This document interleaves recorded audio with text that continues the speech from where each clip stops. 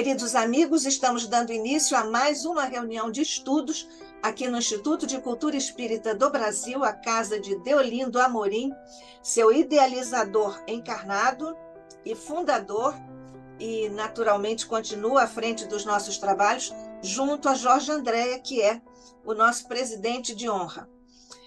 Desejamos, Mestre Jesus, te pedir que continues a fazer verter bênçãos de luz, de paz, de engrandecimento por sobre todos os nossos mentores queridos que trouxeram e haverão de continuar a levar o ICEB à sua destinação de luz, de paz, de divulgação do teu Evangelho. Graças te damos hoje e sempre por aqui estarmos na condição em que estamos.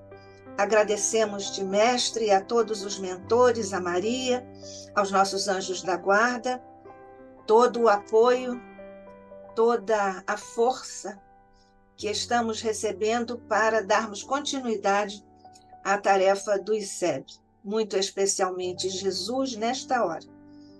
Nós renovamos o pedido de nosso pequenino coração para que continues a verter bênçãos de resiliência, de resignação, de paz, de luz e de fortalecimento a todos os nossos irmãos que enfrentam duras provas e expiações em todos os cantos do planeta que tão amorosamente diriges.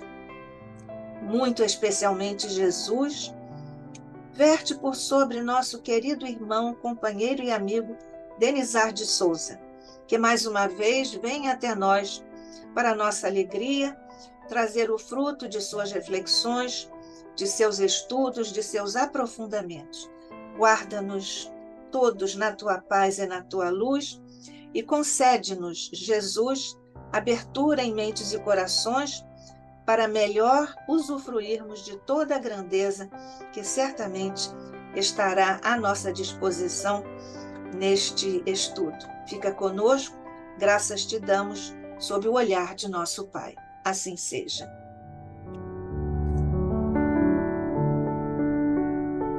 Bem, como nós já adiantamos, Denizar de Souza está mais uma vez conosco aqui para nos trazer um tema dos mais interessantes. O Denizar é bacharel em Ciências Sociais, é bacharel em Psicologia, é mestre em Sociologia da Educação, professor e escritor, tem ensaios de espiritualidade e cultura contemporânea, também tem Em Busca do Ser Integral, que é outra obra sua, e Construindo a Paz. Foi assessor parlamentar de 2003 a 2007 no Congresso Nacional, é pesquisador nas áreas de educação integral, cultura da paz, psicossociologia do cotidiano, práticas integrativas em saúde, no SUS e no setor privado, é fundador do curso de pós-graduação em educação integral Lato Sensu, voltado para professores, pedagogos, orientadores educacionais, educadores e profissionais pesquisadores dessa área.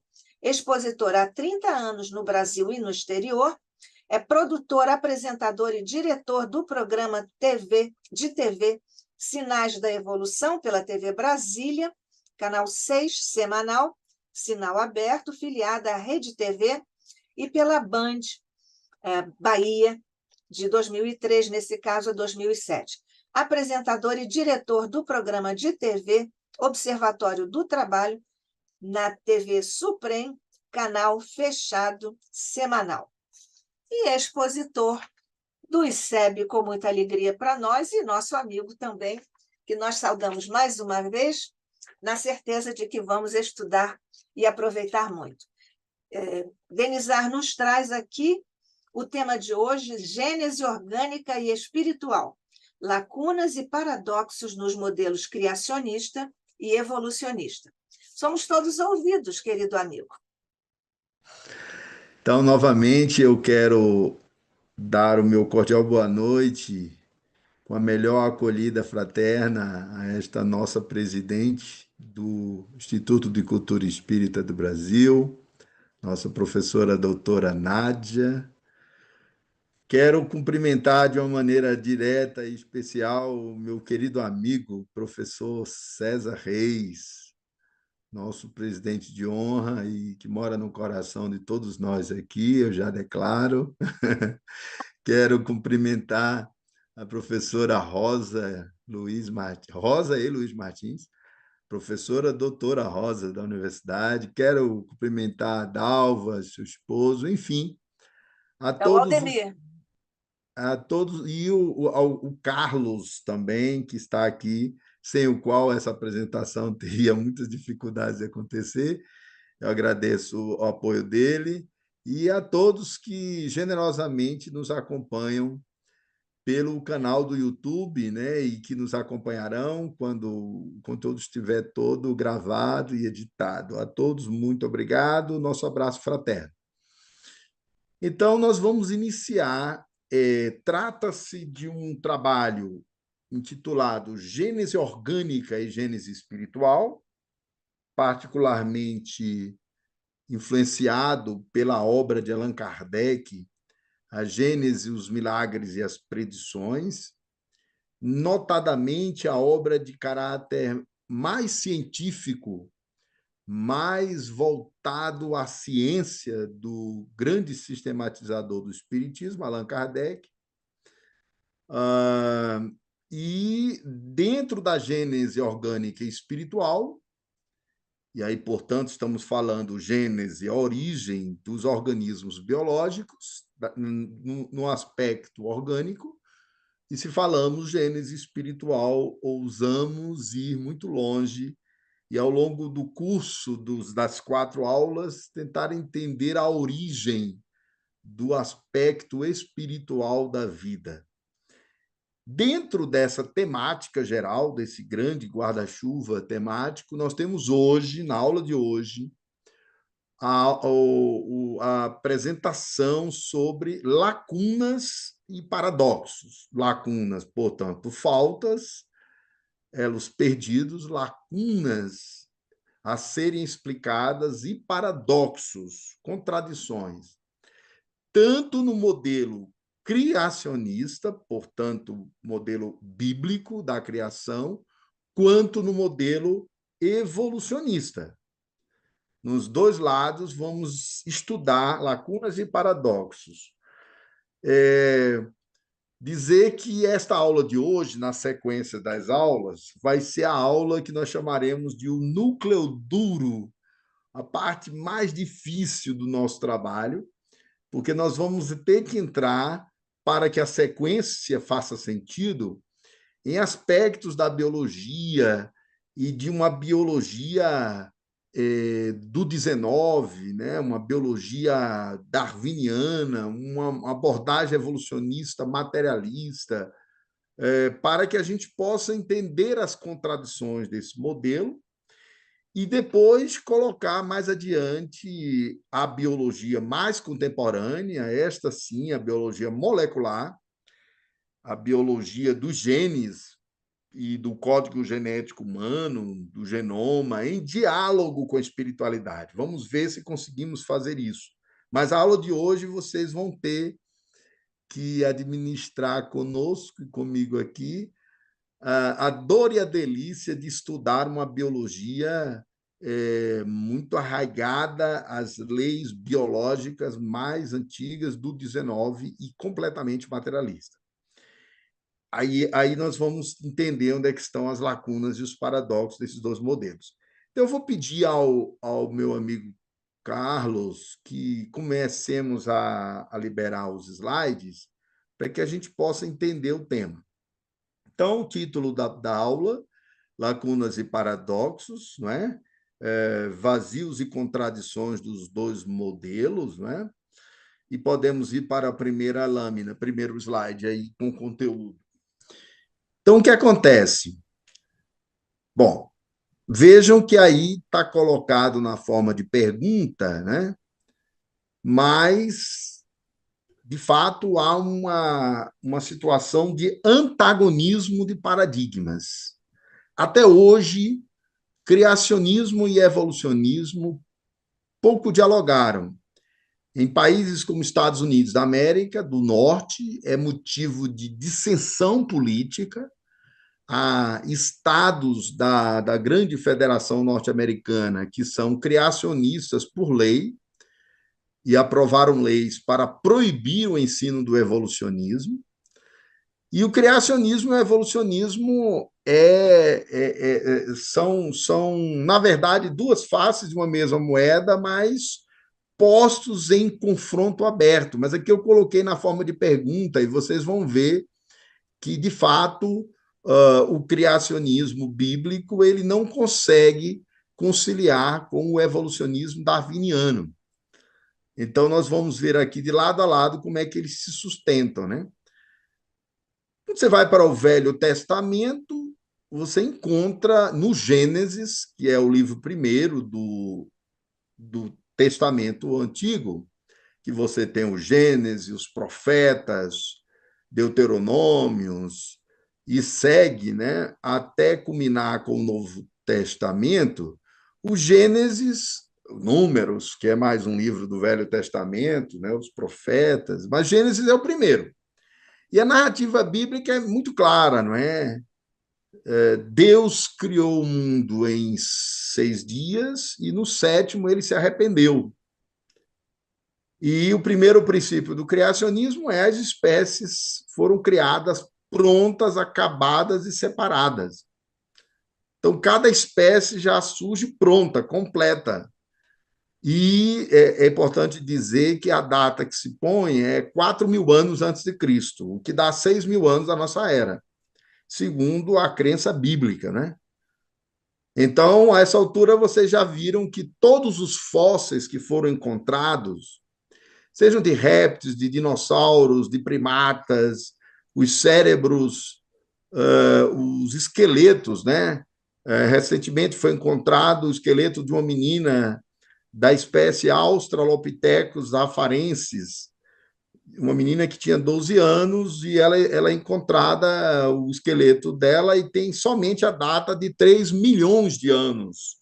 Isso foi encontrado na África, num país central da África, tem coisa de 10 anos isso, e a revista Nature publicou na capa, né, o esqueleto dela, porque ela morreu afogada em uma das enchentes e estava entre as rochas o esqueleto completo de uma menina da espécie Australopithecus afarensis, né, que é muito anterior aos sapiens.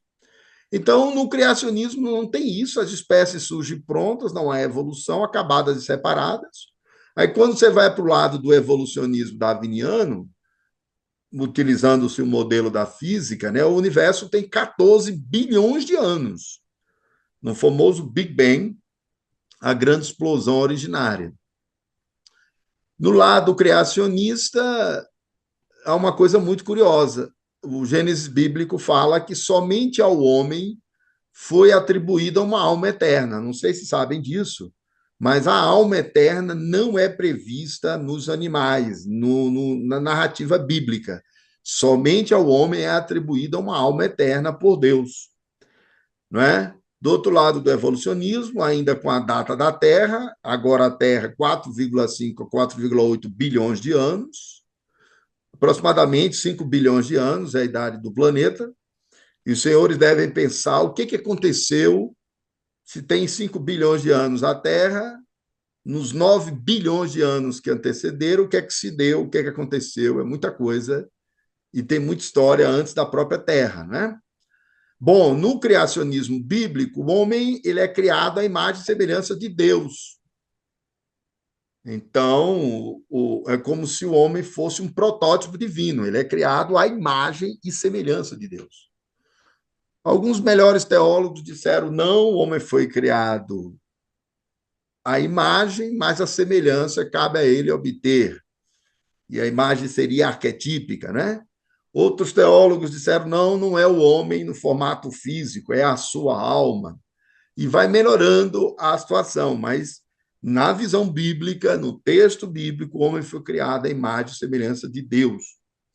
Do lado evolucionista, ao invés dos 7 dias da criação bíblica, você tem as eras geológicas. Mas tem um período imenso em que o planeta era uma bola de fogo e foi se compondo as camadas rochosas. Outra era que o planeta esteve profundamente frio, gelado. Não é? E as eras vão se passando até chegar no Neolítico, quando começa o processo evolucionário que vai culminar com os sapiens. Bom, o mundo, como já falei, foi criado há 4.000 anos antes de Cristo, na narrativa bíblica, só que a origem da vida, na visão evolucionista, são 4 bilhões de anos. Na narrativa bíblica, não há nem passado nem futuro evolucionário. As espécies foram criadas prontas, não tem passado e não tem futuro, porque é uma criação definitiva. Então, aqui vai uma coisa curiosa, né? Até muitos espiritualistas, quem sabe até nós espíritas, às vezes, acreditamos que a espécie que está hoje no planeta, que é considerada mais evoluída, os sapiens, é a última, né? Só que não é.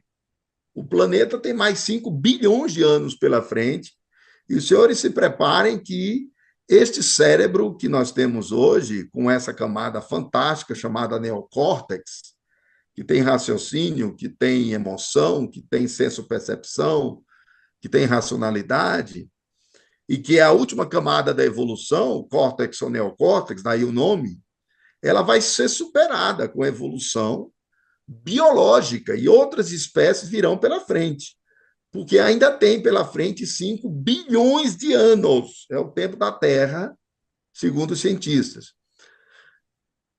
O oceano é o berço da vida, na visão evolucionista.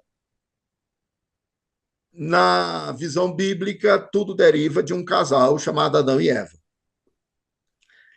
Curioso é que Adão e Eva têm 2 filhos, Caim mata Abel, e Caim sai, encontra a terra de Nod, encontra comunidade, cidade, pessoas, e lá se casa, e a geração de Caim é amaldiçoada.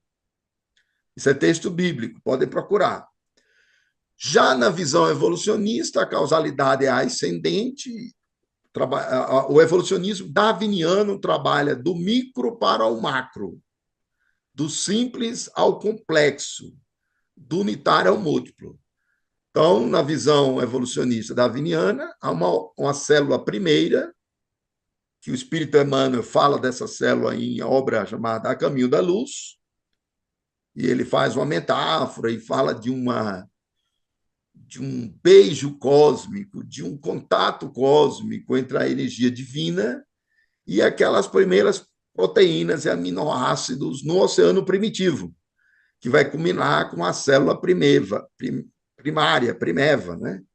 Mas a causalidade é ascendente, do micro ao macro, do simples ao complexo, e do unitário ao múltiplo, porque a evolução ela vai de uma célula de colônias celulares, de poucos seres, para a diversidade de espécies, que vai do primata ao homem, do elefante à girafa, do Aedes aegypti, que está atormentando a nossa vida, passando por bactérias e vírus e seres aquáticos, do tubarão ao que você possa imaginar. Deus criou um paraíso de delícias, segundo a narrativa bíblica. Mas aí veio o homem e peca. Havia muitas árvores, só tinha uma que ele não podia tocar e ele tocou, e é a árvore do conhecimento, curiosamente. Ele pratica um pecado, e esse pecado gera a perda do paraíso, a perda do paraíso de delícias. E essa queda do paraíso foi estudada por muitos autores, né? O que é isso? Essa perda dos ideais, essa perda do paraíso, né? Por que o homem cai na Bíblia? Ele está caindo de onde para onde, né? Onde é que está a simbólica do inconsciente coletivo nisso? Mas na Bíblia nós perdemos o paraíso e nós somos lançados ao mundo do trabalho. Não sei se sabe, mas a palavra trabalho vem, não é, de travalium, que é um objeto de tortura usado na antiguidade. Então o homem sai da delícia para o sofrimento na Bíblia.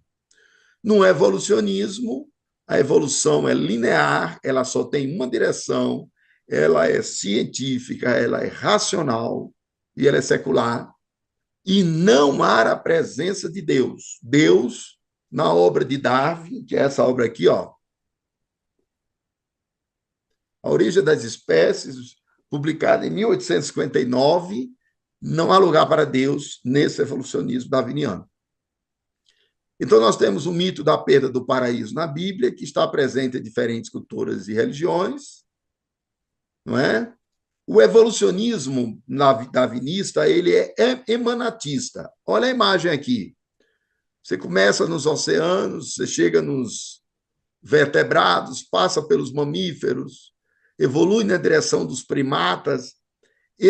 O que é emanatista? Uma espécie emana de outra. Daqui a pouco eu vou mostrar Kardec, o Kardec vai repetir isso. Kardec estudou a obra de Darwin, ele vai dizer literalmente que a evolução é emanatista, uma emanação contínua de aperfeiçoamentos e transformações contínuos. O criacionismo bíblico é escatológico, ou seja, a Bíblia prevê o fim do mundo, gente. Segundo o Gênesis e o Apocalipse, num dado momento, o mundo vai acabar, Jesus vai voltar, e aqueles que tiverem aceitado ele serão salvos e outros não. Mas é escatológico. Na Bíblia há o fim do mundo. Curiosamente, na teoria científica também há o fim do mundo. Eis um ponto de convergência. Só que o fim do mundo para a ciência, segundo os cientistas, é quando o Sol explodir. Então, o Sol é uma estrela antiga, sua massa está sendo consumida, ele é um fenômeno termonuclear, 400 milhões de graus centígrados no seu núcleo, hidrogênio e nitrogênio sendo queimado, é como se fosse 40 mil bombas atômicas explodindo permanentemente, só que um dia ele não tendo mais hidrogênio para queimar e nitrogênio, ele vai explodir. E na hora que o Sol explodir, aí nosso grãozinho de areia explode junto com ele, e eu imagino que a essa época não existirá mais na Terra sequer vida. Imagina a vida orgânica. Vida de nenhuma espécie, porque já terminou a nossa missão por aqui. Isso é o destino de todas as estrelas e de todos os planetas. Então, a ciência é escatológica também. O criacionismo é teleológico. O que é teleologia? O criacionismo, imagine uma história que tem começo, meio e fim, tem um sentido, tem um propósito. Há um divino propósito na versão bíblica. No evolucionismo darwiniano, não há propósito nem há sentido. A evolução é uma evolução cega, por efeito de leis biológicas, mas sem propósito. Isso é muito importante compreender. Não há teleologia, não há propósito na evolução darwiniana. Os principais fundamentos do darwinismo, os mecanismos evolucionários, as espécies competem entre si, as mais adaptadas sobrevivem às mudanças do meio ambiente, as menos adaptadas desaparecem, e esse é basicamente o fundamento principal, a gente vai voltar a isso. Bom, aqui vocês têm a imagem da mão de Deus, né? Podem lembrar da frase bíblica, faça-se a luz, e a luz foi feita. Essa metáfora está no livro dos Espíritos, e o poder da divina mão no criacionismo bíblico. E em cima a imagem de uma evolução linear nas espécies, combinando com os sapiens. Vamos lá. Aqui, eu estava elaborando esse trabalho, né, e eu estava com muita referência de autores da ciência e tal, e o Espírito disse assim para mim, meu filho, coloque Kardec, não faça uma coisa dessa. Porque o Kardec estava previsto para as aulas posteriores, mas aí eu já vou colocar Kardec, porque eu não posso desobedecer um apelo desse. Vamos ao Kardec. Gênese orgânica e gênese espiritual, né? Dois elementos, ou se quiserem, duas forças regem o universo. O elemento espiritual e o elemento material. Da ação simultânea desses princípios nascem fenômenos especiais. qualquer um deles, se você abstrair qualquer um deles, segundo Kardec, você não consegue explicar adequadamente os fenômenos. Assim como se você abstrair da molécula da água, o oxigênio e o hidrogênio. Então, na visão de Kardec, desde o princípio ao princípio espiritual e o princípio material, ao psiquismo de origem espiritual e a biologia, desde o princípio, desde o princípio. E da ação complexa, simultânea, integrada, interdependente, vai surgir todo o processo da biosfera e do planeta. No modelo criacionista, Deus está no comando. Não há leis biológicas autônomas. Os teólogos vão dizer, bom, fala-se de leis da natureza e tal, mas elas não são autônomas. E tudo quem comanda é Deus, e é da sua vontade que o mundo se fez, e o tempo todo a teologia se pergunta se Deus pode ou não alterar as leis biológicas ou físicas. Eu já vou jogar logo uma pimenta para vocês ficarem pensando. Jesus, ele teve vivências há 2000 anos que você fica tentando entender o que aconteceu. Jesus andou sobre as águas, né?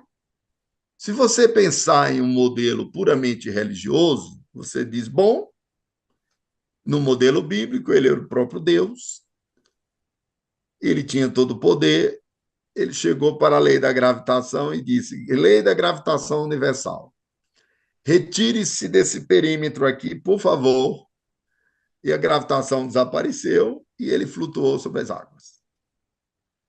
Em outro modelo, você vai dizer que ele tornou o corpo dele etéreo, mas ele fez algo sobre as águas que ninguém poderia fazer, andar sobre elas. Ele alterou características biológicas da água e do vinho e tornou água em vinho e pedra em pó. Ele alterou estruturas atômicas, Jesus. Mas o modelo criacionista não há atenção às leis da natureza, porque Deus está no comando. No modelo evolucionista de Darwin, não precisa de Deus. Deus é desnecessário na obra de Darwin. As leis biológicas explicam suficientemente o processo evolucionário. Os senhores têm todo o direito de perguntar agora, será? Não é? Famoso será. Essas leis são baseadas em processos naturais e as principais são hereditariedade. A hereditariedade em Darwin é decisiva. Ele não sabia ainda da genética, mas já se conhecia as leis da hereditariedade. Um determinismo biológico e hereditário, que vai fazer com que os caracteres sejam transmitidos ao longo das gerações. Adaptação e desadaptação, as mudanças ambientais, isso aqui é fácil de entender. Ora, se a temperatura aumenta ou diminui, se uma região que era terra vira oceânica, se as placas continentais se descolam, se há mudanças no ambiente da Terra, essas mudanças afetam, segundo Darwin, o processo da própria hereditariedade.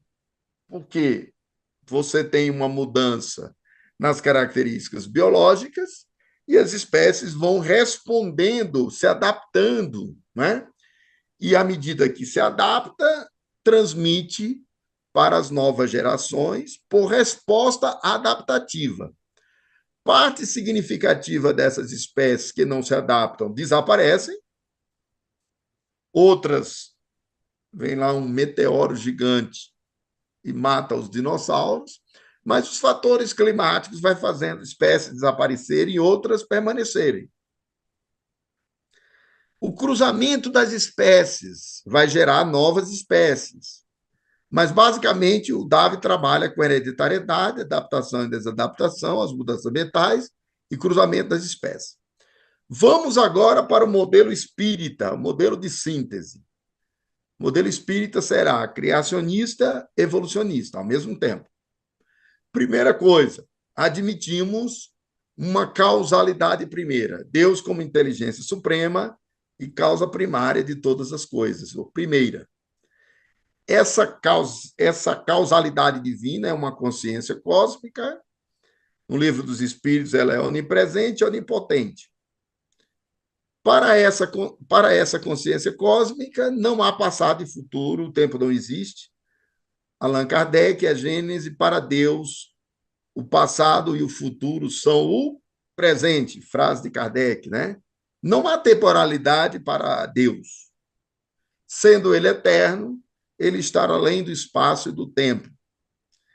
Mas ele é isso que nós chamamos de Deus, a consciência cósmica, a inteligência suprema, é o autor de leis universais. Aí nós admitimos que ele é o autor de leis físicas, como a da gravitação universal, o universo tal qual originou-se há 14 bilhões de anos atrás, tendo como impulso a consciência cósmica, Deus gerou ao mesmo tempo espaço e tempo. Não sei se sabem, mas para a visão da física, a origem do universo, o Big Bang gera o espaço tal qual nós conhecemos e o tempo. E aí nós diremos, e a física também, junto com ele, a gravidade. Que a gravitação é a lei física que permite as galáxias irem se expandindo. E ela é um cálculo matemático, 10 elevado à 40ª potência. Ela é uma lei que faz os objetos celestes, a poeira cósmica ter se espalhado, as galáxias se constituído e tudo mais. Então, as leis físicas são tão divinas para Kardec, o Espiritismo, e para o modelo espírita, quanto as leis da consciência, como veremos.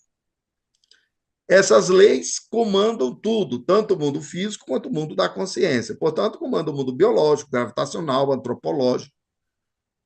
Você tem leis da genética, leis das micropartículas, da física quântica, leis que operam no espaço universal, leis e leis e leis.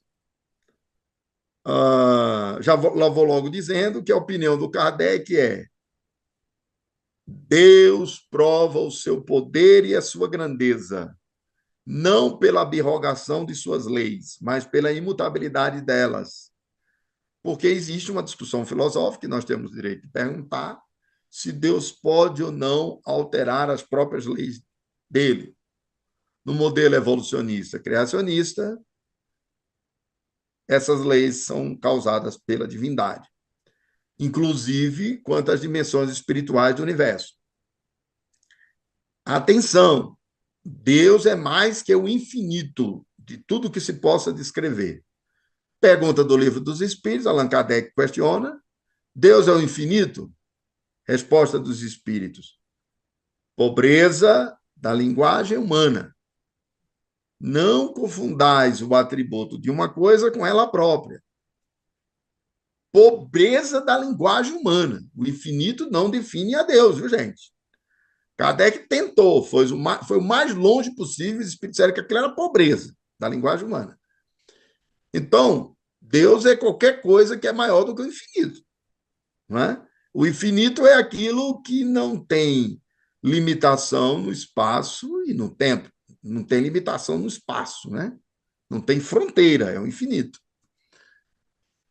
O infinito, os espíritos dizem, é o desconhecido. E eles dizem que não tem como definir a Deus porque falta-nos um sentido. Capítulo 1, aquelas primeiras questões do Livro dos Espíritos. Agora vamos lá. Vamos esclarecer uma coisa, gente. Deus não é nem moral nem amoral. Moral é uma construção humana. A palavra moral vem de moros, do latim, e moros significa um lugar. A gente pode falar da consciência divina operando por leis conscientes no universo. E essa consciência é nos habitar. Agora, moral é uma construção evolucionária humana.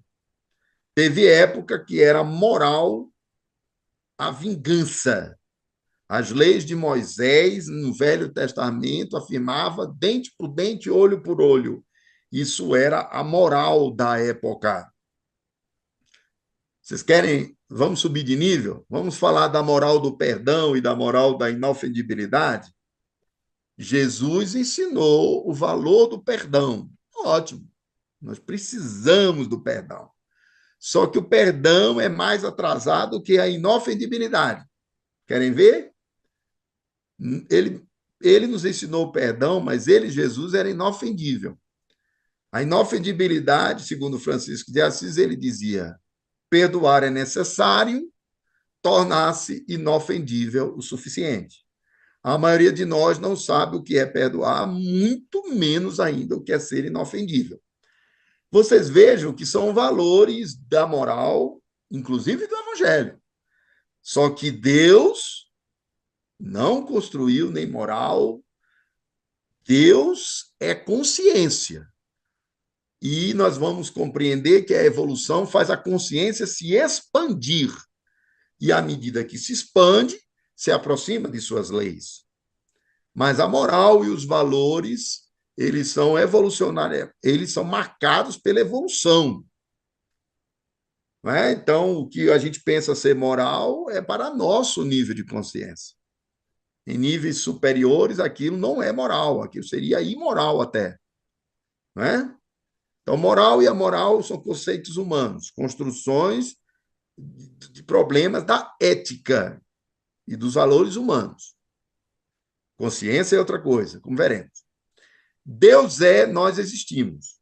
Deus é porque ele não é um ser capturável pela manifestação. Deus é. Aí alguém dirá, mas ele é onipresente. Bom, se ele é onipotente, ele é onipresente. Agora, existe Deus em si, ele é eterno, ele é consciência, ele não está na manifestação dos fenômenos, né? Ele não, ele não, ele não está preso, inclusive o Kardec diz isso, né? Deus não pode estar preso à mutabilidade da matéria, nem de coisa nenhuma, porque ele é imutável. Só é imutável aquilo que é. Aquilo que se manifesta no plano da criação é mudança, é mutável. Então, Deus é, nós existimos.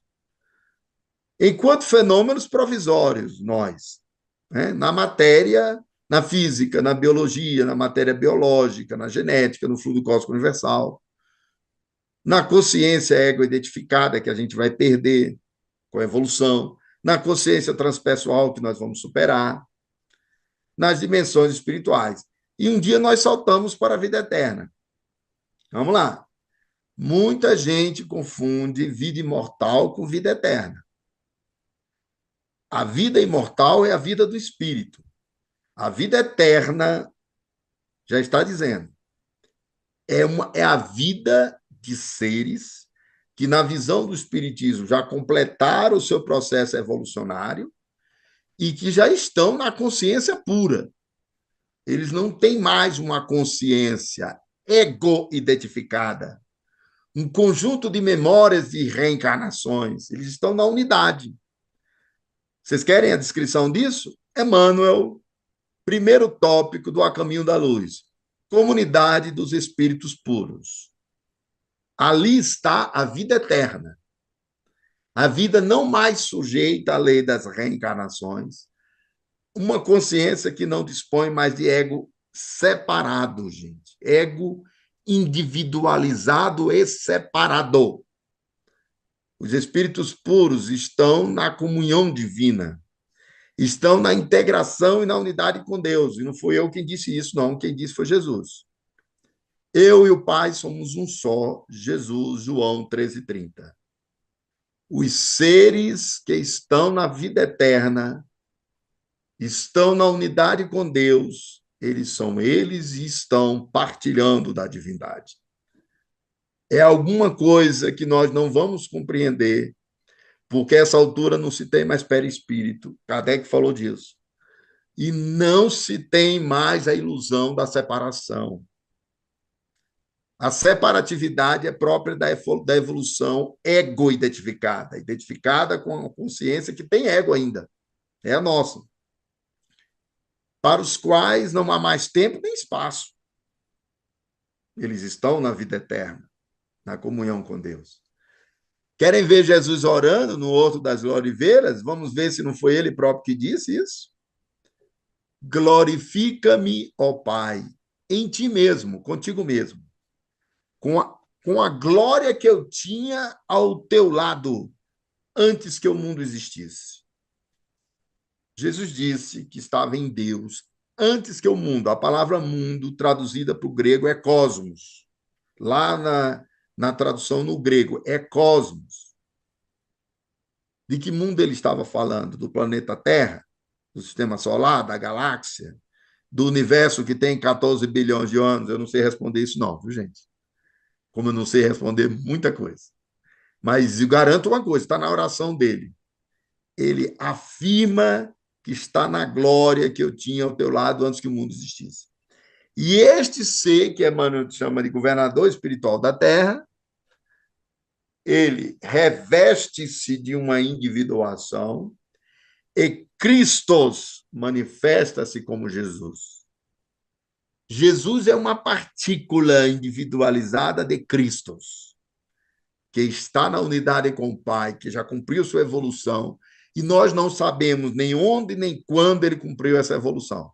Só posso lhes garantir que não foi na Terra, acreditando em Emmanuel. Cristo está na origem do planeta. Então, ele é antes que o mundo exista. Está na oração dele, está certinho. No Horto das Oliveiras.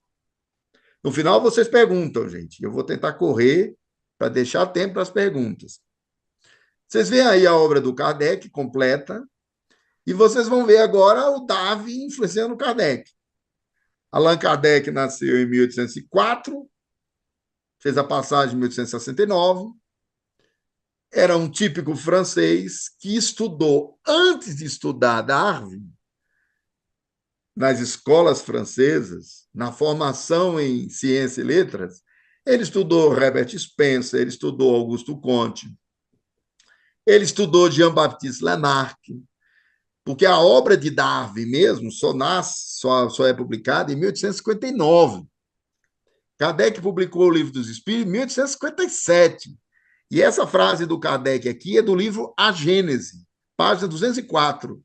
Olha o Darwin influenciando o Kardec completamente aqui. Vamos ler? Por pouco que se observe a escala dos seres vivos, do ponto de vista do organismo, da biologia, é-se forçado a reconhecer que, desde o líquen até a árvore, e do zoófito até o homem, sem solução de continuidade, e os senhores estão autorizados agora, nessa aula que vamos questionar Darwin, transformar a frase em pergunta, sem solução de continuidade ou contínuo? Essa é a pergunta das aulas. É a lacuna fóssil de Darwin. É o elo perdido. Kardec, seguidor de Darwin, vai dizer sem solução de continuidade, no qual todos os elos e anéis estão, né, eles estão conectados, tem um ponto de contato com o precedente. Viu a visão emanatista, uma espécie sendo gerada da outra, interconectada com o passado? Ele vai completar. Agora, Darwin puro. Kardec leu Darwin, gente. Kardec era um darwinista. Pode ter certeza disso. Também. Não só, mas também. Acompanhando-se passo a passo a evolução dos seres, dizia que cada espécie resulta do aperfeiçoamento da outra. Uma é a transformação da imediatamente inferior, né? Então, observe que há uma escala, um contínuo, uma conexão. Isso aqui é Darwin. Podem procurar livro A Gênese, página 204, 1991, porque a Gênese está aqui, né? E vocês depois procurem. Percebem que isso aqui é darwinismo? É a visão da época. Kardec estudou Darwin, estudou todos esses evolucionistas. Aí agora nós vemos um cientista que ele está voltando, que é Jean-Baptiste Lamarck. Ele está voltando com a epigenética, como a gente vai ver nas aulas posteriores. Ele foi mestre de Darwin, nasceu em 1744, desencarnou em 1829. Façam as contas, né? 19 mais 6, 25. Kardec estava com 25 anos, gente. 25 anos. O Lamarck desencarnou em 1829, o Kardec estava com 25 anos. Ele é precursor do evolucionismo moderno. Aí eu tenho aqui, ó, Lamarck foi o primeiro que despertou pelas suas conclusões um estudo sobre tal assunto. Este sábio, justamente célebre, publicou as suas opiniões. Vocês vejam que isso é o Darwin se referindo a Lamarck. Primeiro foi Lamarck que deu as primeiras conclusões sobre essa filosofia zoológica, né? A filosofia zoológica, e sobre a história da evolução dos animais e dos vertebrados, uma introdução, 1801, 1809, 1815, né? Ele é que é o precursor. Defende nas suas obras a doutrina de que todas as espécies, compreendendo o próprio homem, originam-se de outras espécies. Percebem isso? O Lamarck já apontava que as espécies estão interconectadas, uma deriva da outra, pelo processo de adaptação, pelo processo de seleção natural, conflito entre as espécies, adaptação e desadaptação às mudanças ambientais. Foi ele o primeiro a prestar à ciência o grande serviço, declarar que toda alteração no mundo orgânico, bem como no mundo inorgânico, é o resultado de uma lei e não uma intervenção miraculosa. Então, aí a ruptura, tá vendo, gente? No criacionismo, o que vale é a intervenção miraculosa. Na biologia e na evolução, é uma lei. Já em Lamarck, a impossibilidade de estabelecer uma distinção entre as espécies e as variedades, a progressão tão perfeita de alguns grupos e a semelhança das produções domésticas parecem terem conduzido Lamarck às suas deduções a respeito das transformações graduais das espécies. Então, você tem aqui um problema, né?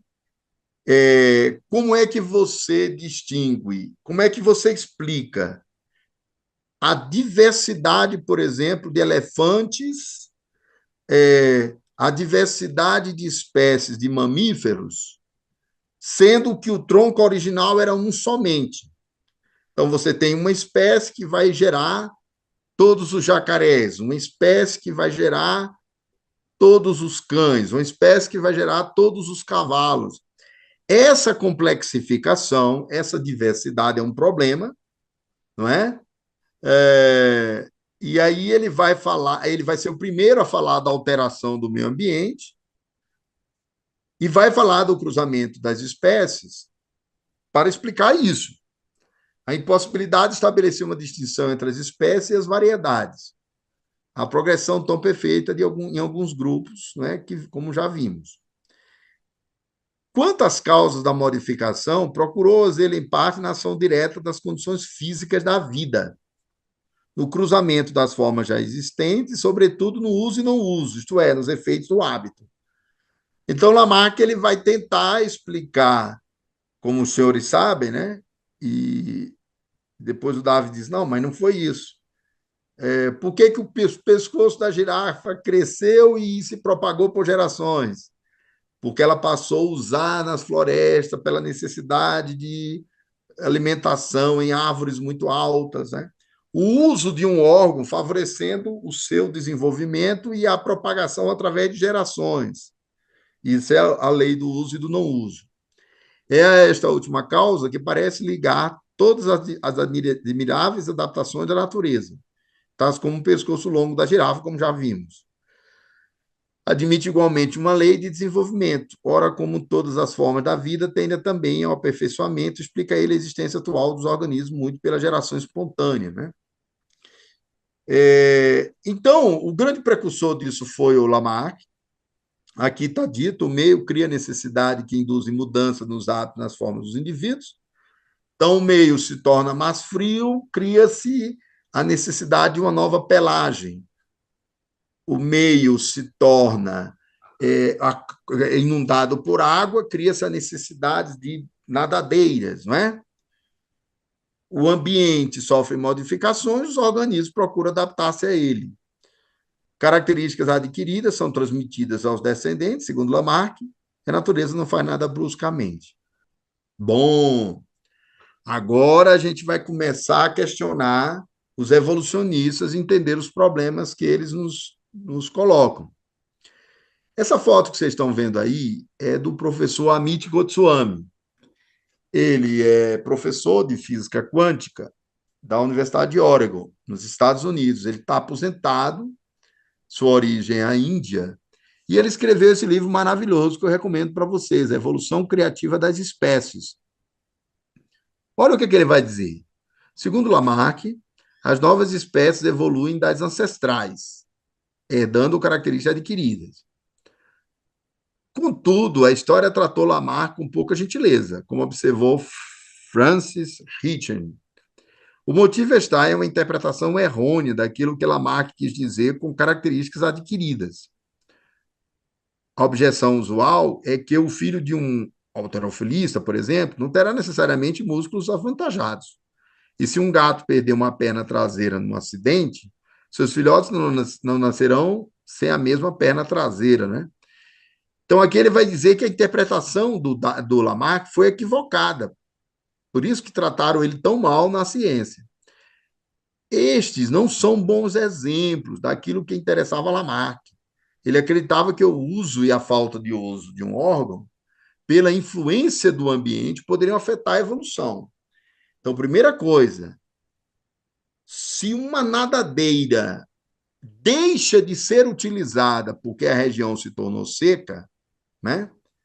Se uma asa deixa de ser necessária em uma dada extensão, ou se um tipo de pulmão, ou se um tipo de Gelras, um tipo do que quer que seja, uma pata, uma cauda, o tamanho de um pescoço, ele deixa de ser necessário por influência do ambiente, isso poderia afetar a evolução. Então, ele coloca a lei do uso e do desuso em conexão com as mudanças ambientais. A topeira, cujos hábitos exigem um uso limitado da visão, tem olhos diminutos, que mal são visíveis. Ora, um peixe que vive em uma região profunda do oceano, o que vai acontecer? A não utilização, esse tipo de interação com o meio ambiente, o fato dele não usar a visão, vai fazer com o órgão ligado ao meio ambiente se atrofie completamente, porque a luz não chega até ele. Então, era disso que o Lamarck estava tratando, né? Uma mudança funcional no organismo por efeito de uma mudança no meio ambiente. Só que isso sendo transmitido às gerações futuras, a alteração daquele caractere. Vale lembrar que uma pessoa ficará com a pele grossa na sola dos pés se andar sempre descalça. O avestruz ficará com calos nos joelhos, pois se ajoelha sempre. Esse tipo de mudança, como resposta ao ambiente, é o ponto do lamarquismo. Então, você tem uma mudança nos organismos por interação ambiental. A pergunta é, como é que isso afeta, como é que as alterações anatômicas, fisiológicas, funcionais dos órgãos, como é que isso chega a se modificar quando o ambiente se transforma? A questão da genética, a questão do gene, a questão da biologia celular, molecular. É isso que nós vamos ver nas aulas posteriores. Aqui estão aparecendo os problemas para vocês pensarem. E a gente vai construir uma teoria criacionista evolucionista, junto com o professor Dr. Amit Goswami, para vocês verem como é que está sendo explicado hoje. Mas aqui já tem um problema.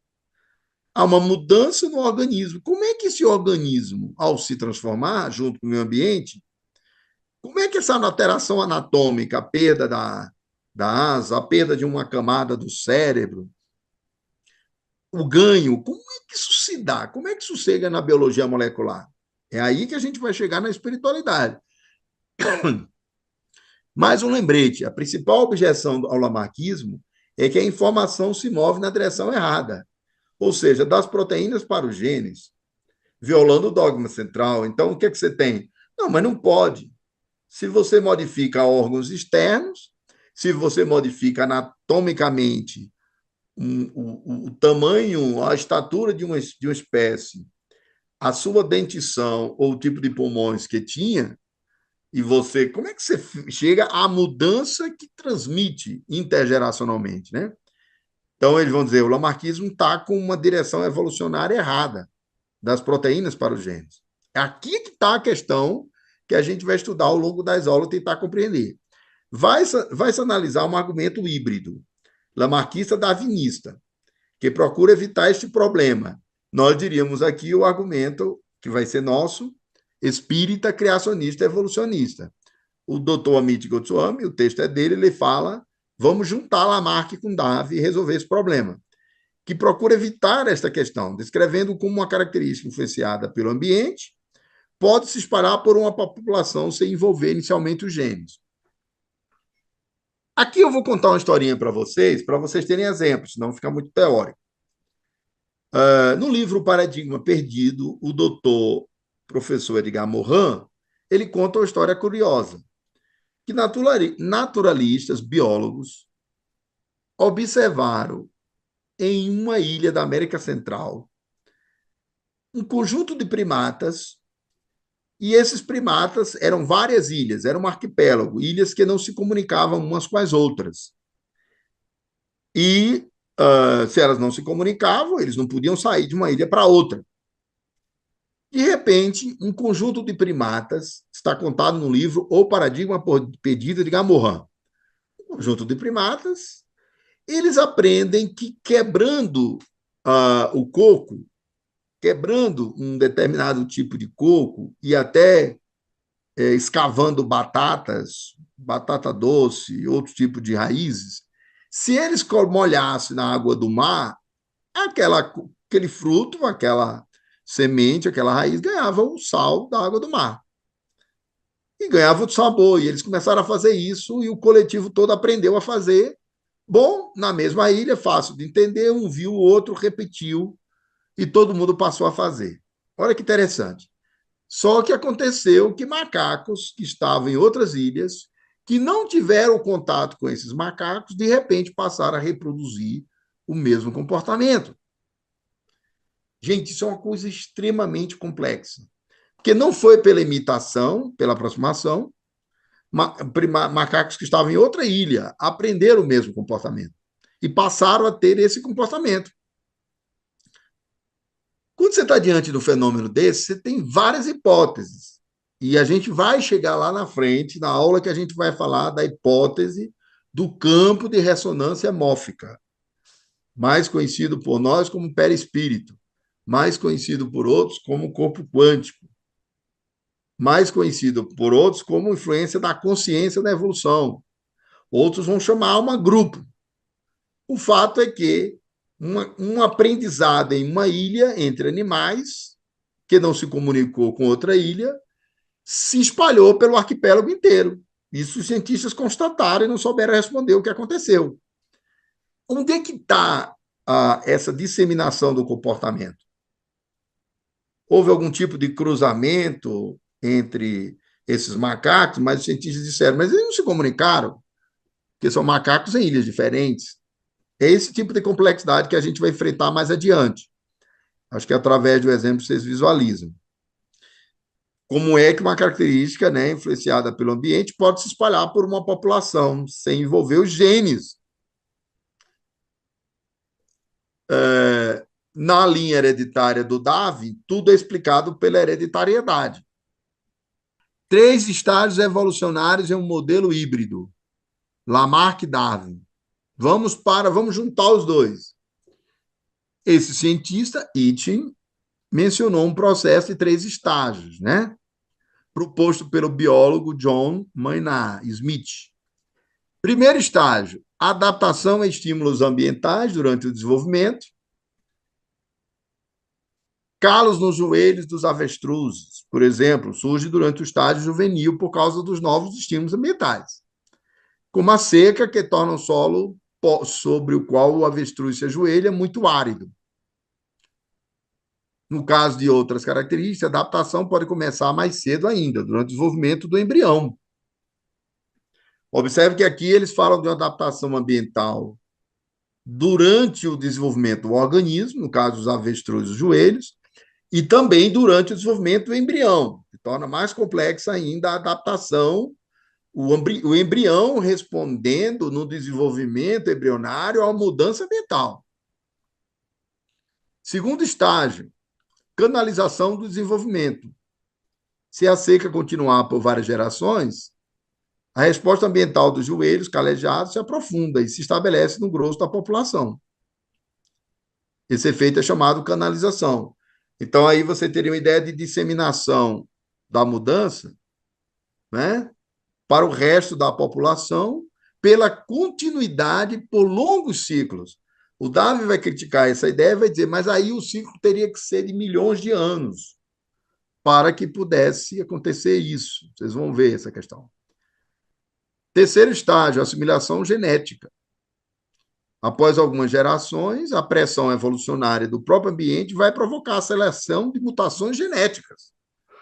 Aí o biólogo darwinista, já na era da genética, Darwin não conheceu a genética como nós,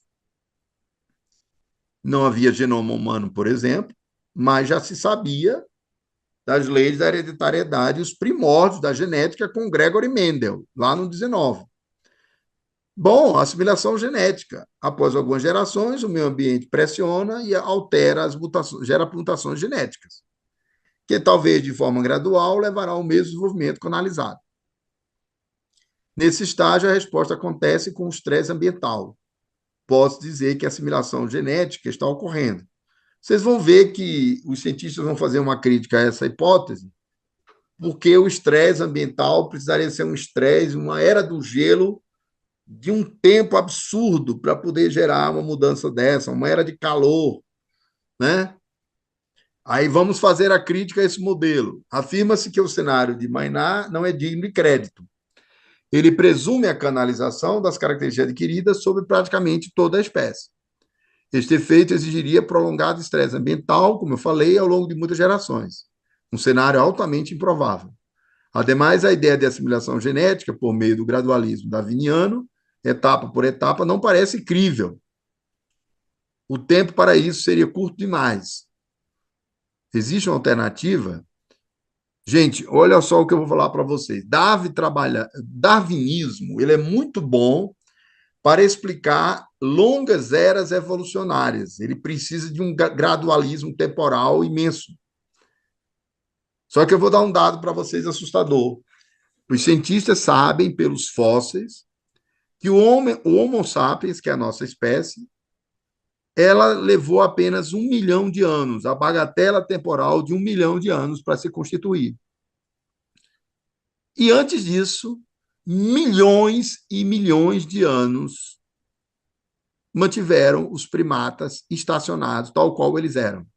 Você pega os fósseis, aí de repente, não se sabe o que aconteceu, há uma mudança radical no padrão da evolução e os primatas, uma bifurcação de primatas começa a evoluir em uma direção surpreendente que em 1 milhão de anos constitui o cérebro do sapiens. 1 milhão de anos não é nada para a evolução biológica. Os primatas estavam parados, tal qual eles já eram, há milhões, milhões e milhões de anos. Alguma coisa aconteceu no curto espaço de 1 milhão de anos, que toda a nossa estrutura óssea foi se transformando. Nós tivemos australopitecos afarenses, homem de Neandertal, que o Sapiens já ainda encontrou na Europa quando foi para lá. E mudou. É disso que está se discutindo aqui, né? Então, a teoria de etapa por etapa não resolve, principalmente nos saltos evolucionários. Já se conhece o mecanismo crível para assimilação genética, a evolução criativa. Pronto, aqui a gente começa a abandonar o modelo darwiniano e começa a falar de uma evolução criativa, criadora. Os prenúncios das próximas aulas, que é uma evolução com uma flecha temporal, com um propósito, é uma evolução com alma. É uma evolução que parece querer criar algo. Ela parece querer criar o neocórtex. Ela parece querer criar o Homo faber. o Homo, o bípede, o Homo demens, o Homo sapiens, ela parece querer criar, é a evolução criadora, e não a evolução simplesmente obediente às mudanças biológicas e ambientais. Quando toda a gestalt de variações genéticas estiver disponível, possibilidade, de um modo que se sincronize com a criação de formas canalizada, a consciência escolhe a gestalt simultaneamente. Vejam o que é a consciência. A consciência é o elemento espiritual. É aquilo que aparece no livro A Caminho da Luz, quando o Espírito Emmanuel diz que na passagem para os sapiens, espíritos mais evoluídos entraram na Terra. Então, a consciência, o corpo espiritual, o corpo quântico, gera um salto evolucionário. A consciência aqui já é evolução criativa.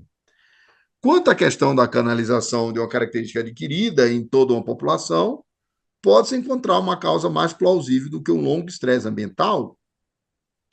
A resposta é afirmativa, desde que seja superado um preconceito implícito na biologia, que os genes são o único sistema hereditário. Pronto, agora aqui a gente vai chegando na parte boa.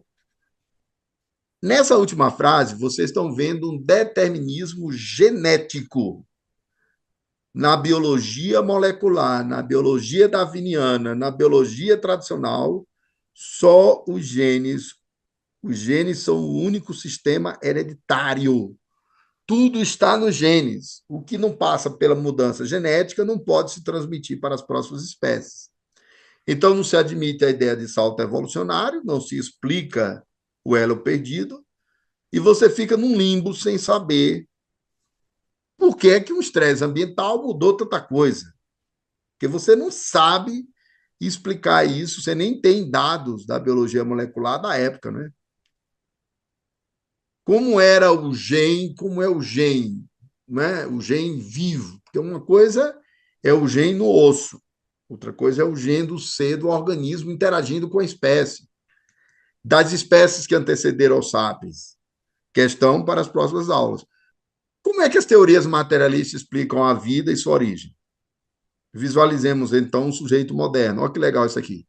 Indo até o departamento de biologia de uma universidade famosa e criando o caos ao perguntar: o que é a vida?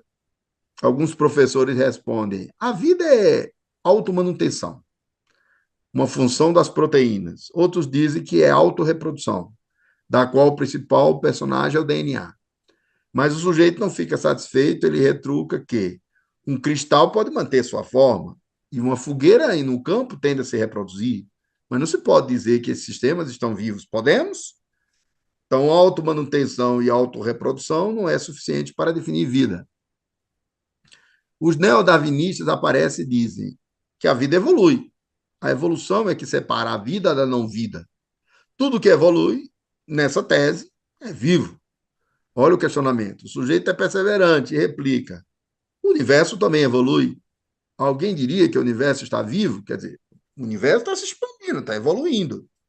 Existe uma evolução cósmica, mas o universo não é vida biológica. Algumas pessoas mais radicais, que conhecem física e química, entram na conversa dizendo que a vida é um sistema auto-organizado. Mas o sujeito não se cala, ele também é meio radical, como se pode ver. Algumas reações químicas consistentes em autocatálise têm a propriedade de auto-organização. Mas ninguém diria que essas reações químicas criam vida a partir da não-vida. É um problema, né? Como é que as reações químicas, como é que a interação entre proteínas, como é que a constituição molecular das primeiras células tirou vida de não vida? Absolutamente complexo isso. Finalmente, chega o chefe do departamento, leva o sujeito para um canto e diz o seguinte: meus colegas prezam minha opinião, por isso não quero admitir isso em público. Além disso, qualquer admissão pública das deficiências da biologia acaba servindo de munição para esses criacionistas. Quem precisa de outros processos judiciais? Aqui o autor está brincando, está se referindo aos processos que nos Estados Unidos levaram a leis e a proibições de ensinar o evolucionismo nas universidades. Não sei se sabe disso. Então, o chefe do departamento vai dizer: olha, eu sou criacionista, mas eu não posso falar disso. Só que eu sou do criacionismo evolucionista. Sabe, nós biólogos ainda não sabemos definir a vida, pelo menos não por uma característica que a distinga. Assim contornamos o problema relacionando uma série de propriedades como características da vida e ficamos torcendo para que não apareça um sistema não vivo com tantas afinidades com um sistema vivo que demaja uma confusão. Gente, isso aqui é uma conversa, isso aqui está no livro do Amit Goswami, isso aqui é uma conversa de alto nível do domínio estritamente científico. Quais são as tais características que se apela para definir vida? Quais seriam essas características afins? Em um livro referencial de biologia, encontrou-se a seguinte gama de propriedades como parte da definição da vida, que foram transcritas em parágrafos. Vida é um sistema organizado, organização. Sistemas vivos são organizados a partir das células e multiplicam células ou tecidos para formar órgãos, até chegar ao organismo. Lembra daquele princípio? Conjunto de células forma tecidos, conjunto de átomos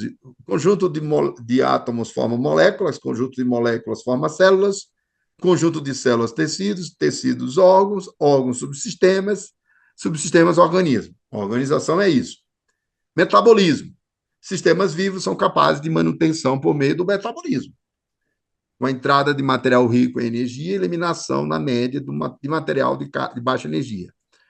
Parte dessa energia atua como combustível dos processos vivos.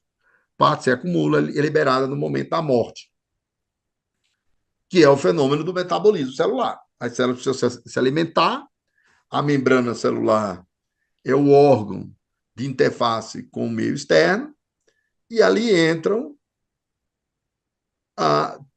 todas as moléculas, todos os elementos químicos necessários à manutenção da célula, inclusive oxigênio, através da alimentação das moléculas vivas, das moléculas dos alimentos, dos nutrientes, das proteínas, que se transformam em moléculas que alimentarão as células. Homeostase. Sistemas vivos podem manter a homeostase, mesmo sob condições ambientais ameaçadoras, graças à conversão, pelo menos parcial, de substâncias tóxicas em outras menos nocivas. Então, expiramos gás carbônico, gás carbono, e inspiramos oxigênio. Isso é homeostase. Fazemos homeostase da temperatura. Liberamos calor, transpirando, sudorese. Não é? Os pelos ficam acendrados no frio, inclusive os cabelos, não é? Isso é homeostase. Homeostase do sistema imunológico. Entrou a bactéria, temos febre, homeostase, multiplicação de células de defesa do organismo. Isso é característica de todo organismo vivo. Resposta seletiva. Sistemas vivos podem responder seletivamente a estímulos. Podem identificar alimentos e afastar de estímulos ofensivos. Essa é a relação dos organismos com os estímulos funcionais e estressores. Ausência de oxigênio, oxigênio, calor em excesso, frio em excesso. Nos defendemos dos fatores, dos estressores do meio ambiente. Crescimento e biossíntese, sistemas vivos passam por fases, nos quais adquirem material do ambiente e crescem. Material genético, sistemas vivos contêm informação hereditária na forma de genes, porções de moléculas de ácido nucleico, DNA e RNA, e provenientes de outros sistemas vivos. Reprodução, sistemas vivos podem reproduzir novos sistemas vivos similares a si mesmos, transmitido para parte de ou todo o seu material genético. Estrutura da população, sistemas vivos, organismos formam populações, grupos relacionados por ancestrais comuns. Organismos são capazes de reprodução sexual e os organismos de uma população podem se reproduzir entre si. Quero dizer para vocês que, do ponto de vista biológico, nos sistemas vivos da Terra, a morte começa com a reprodução sexual, sexuada. Enquanto os seres estão se multiplicando, não há morte propriamente dita, porque a criação de um indivíduo diferente só é possível pela reprodução sexual. A reprodução assexuada, que é da multiplicação das células, não gera indivíduos novos, diferentes, e, portanto, não gera a morte no sentido individual. Então, morte e indivíduo resulta de reprodução sexual do ponto de vista biológico. Atenção a isso. Pronto. Limites e lacunas do modelo darwinista da evolução. Estamos nas últimas lâminas, gente. O darwinismo é uma teoria da evolução contínua, mas agora é um segredo público o fato de que lacunas fósseis, atenção a isso agora, lacunas fósseis, descontinuidade evolutiva, uma continuidade descontínua, lacunas fósseis, descontinuidades nas linhagens fósseis evolucionárias, representam uma séria ameaça à comprovação plena da teoria de Darwin. Porque quando você faz o quebra-cabeça dos fósseis, eles não se fecham. E você fica sem entender como é que uma espécie passou para outra. Arqueologia e antropologia física, sobretudo antropologia física, zoologia, trabalha com os fósseis. Se você tem lacuna, você não explica. Analisando apenas os dados fósseis, qualquer pessoa inteligente pode distinguir entre momentos passados e futuros. Em outras palavras, o registro fóssil da evolução biológica proporciona uma inconfundível flecha do tempo. Guarda esse conceito que a gente vai usar lá mais adiante. O que é a flecha do tempo? Parece que as espécies estão caminhando para uma direção. Parece que a cronologia tem propósito. Parece que ela pretende algo, ela tem sentido, ela quer chegar a um ponto da evolução. E nós podemos afirmar de modo inequívoco que ela queria chegar nos sapiens. Para chegar nos sapiens, ela faz um caminho biológico. No entanto, se na melhor hipótese, a teoria de Darwin é uma teoria incompleta da evolução, incompleta, capaz apenas de explicar suas eras contínuas, há espaço para que Deus faça seu retorno. Bom, não precisamos do criacionismo bíblico. Eu quero dizer aqui com todas as palavras.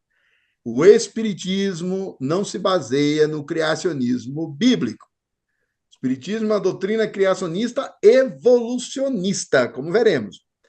Então, se as eras são descontínuas, se há rupturas evolucionárias, se há lacunas fósseis, se há saltos evolucionários, há espaço para a consciência atuando na evolução. Essa consciência, no nível divino, é Deus, é a divina consciência. Os darwinistas, todavia, tentam compreender a tendência evolucionária na direção da complexidade e da inteligência. Então, eles dizem, bom, reconhecemos que a evolução é aumento de complexidade e aumento de inteligência nas espécies. Mas suas tentativas baseiam-se no conceito do determinismo genético, segundo o qual a evolução é determinada e movida pela necessidade de sobrevivência dos genes. Então, observe, sobrevive as espécies porque aquele gene foi suficientemente eficaz para sobreviver. Ele pretendeu sobreviver, a espécie sobrevive. Esta ideia, isso é o darwinismo, determinismo genético. Esta ideia permite que os biólogos atribuam todo e qualquer indício seguro de inteligência da vida, inteligência biológica da própria vida, sentimentos, significados e, com certeza, a própria consciência, apenas citando alguns, a epifenômenos. Epifenômenos são fenômenos derivados do impulso genético, pela sobrevivência às mudanças ambientais. Aqui, gente, já vou logo dizer para vocês. Pergunte a um biólogo, depois a professora Rosa vai poder falar para a gente, qual é a função da consciência. O sapiens é portador de consciência de si. Dentro da consciência tem pensamento, juízo, senso-percepção da realidade, emoções. Pergunte o papel da consciência que é capaz com que nós escolhamos, com que alguns decidam pelo próprio autoextermínio, consciência que nos leva à depressão, ok? É pela consciência de si, uma consciência adoecida, mas de si, que nós deprimimos. Você não vai encontrar, com a frequência que encontra nos sapiens, você não vai encontrar elefantes, girafas, macacos, primatas, peixes, leões deprimidos. Porque a depressão é um transtorno de humor, mas que envolve a consciência de si e do mundo. Você pode discutir o nível de consciência que a pessoa se encontra, mas ela tem consciência de si. E ela está num processo de autopercepção, de desvalia. Por isso que ela está na depressão. Então, qual é o papel da consciência para a evolução biológica? Pense com a cabeça do materialista agora. Qual é o papel da emoção? Quero saber qual é o papel do afeto, do amor, da bondade, da justiça para a evolução biológica. Não tem propósito. Você pode falar para a evolução humana. Para a evolução dos organismos, você não tem resposta para isso. Por quê? Porque o papel da consciência, das emoções, dos sentimentos e dos valores humanos está ligado ao espírito, não à biologia. A biologia é o contrário. A biologia ela funciona muito bem na Terra sem a presença da escolha, dos valores, do livre-arbítrio. A biologia ela se adapta ao meio ambiente perfeitamente. Vocês podem ter certeza que um tubarão é melhor adaptado ao seu ambiente do que nós. A gente vai chegar nisso. Isso envolve consciência de si. Envolve liberdade que o tubarão não tem. Então, gente, não dá para explicar certos fenômenos do sapiens pela biologia, porque não está no cérebro, está na consciência, não está no gene, está no espírito. Já vou logo adiantando. O conceito é muito fraco por dois motivos.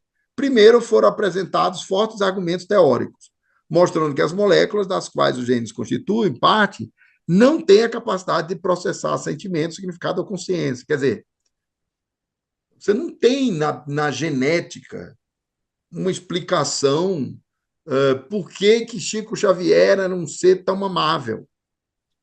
Você não tem na biologia molecular a capacidade de ter um gene para explicar Chico Xavier. Você tem capacidade de ter um gene para explicar o Alzheimer. Você explica. É uma doença neurodegenerativa. Tem um gene do Alzheimer. Tem um gene que explica, inclusive, a linha hereditária do Parkinson e até estatisticamente da psicopatia, do ponto de vista estatístico. Mas você não tem um gene para explicar nem Chico Xavier, nem Leonardo da Vinci, nem Jesus Cristo, nem Gandhi, porque isso não é da biologia, não tem jeito. Mas a biologia tradicional, ela não tem como explicar sentimento, significado ou consciência para as leis da evolução biológica, não tem função. Aqui é a lacuna que eu estou acusando para vocês aqui, a coisa.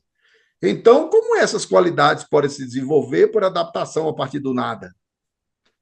Como é que a consciência moral, agora sim, o ser humano tem consciência moral. A consciência de valores, a consciência dos afetos, a consciência da vida.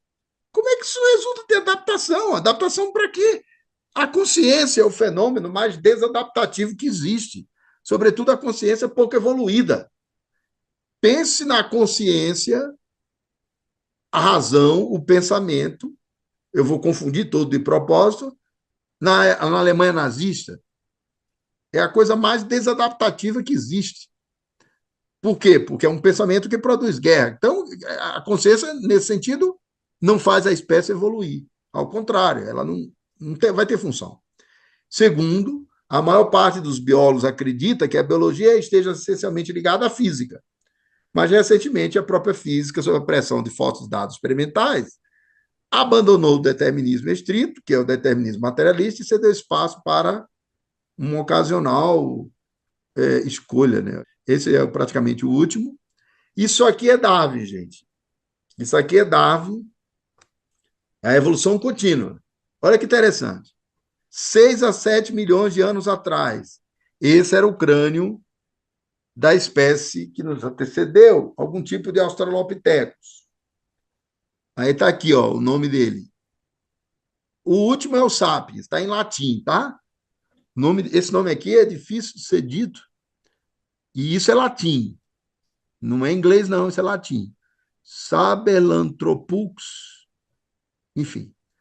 Aí depois já vem o Australopithecus africanos, depois o Homo erectus, depois o Homo neandertal, homem de Neandertal, o Homo neandertalense, e finalmente o Homo sapiens.